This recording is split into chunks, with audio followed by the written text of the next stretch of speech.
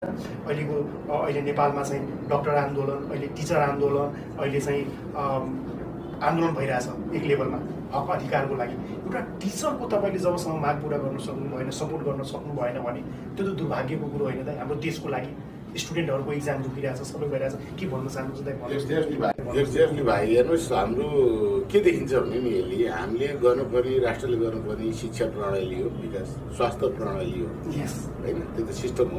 यो सिस्टमले चल्ने, यो राष्ट्रको भविष्य, राष्ट्रलाई हेल्दी बनाउने, राष्ट्रलाई शिक्षित बनाउने कुराहरूमा त हामी सेन्सिटिभ छैनौँ भनेदेखि सरकारले हो त्यो गर्ने। त हेर्नुहोस्, सरकारले त्यहाँ त सेन्सिटिभ हुनुहुन्छ भने सरकारले के गर्न सक्छ भन्ने त्यो क्वेसन आम जनतामा आउँछ। हेर्नुहोस्, भोलिको हुने हाम्रो भविष्य भनिरहेछौँ, हाम्रा यङ्गर जेनेरेसनलाई चाहिँ हाम्रो भविष्य बनाएको छौँ, त्यसलाई हामीले उचित शिक्षा दिन सकेनौँ भने के हुन्छ?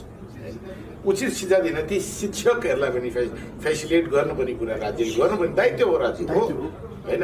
नत्र भने तपाईँको राम्रो राम्रो जनशक्ति कसरी माथि आउँछ होइन? भोलि तपाईँ यी हाम्रो स्वास्थ्यकर्मीहरूलाई राम्रो ट्रिट राज्यले गर्दैन भने कसरी अरू नेपाली जनता हेल्दी हुन्छ होइन? यो एकदमै इसेन्सियल कुरो हो, राज्यको अभिन्न अङ्ग हो।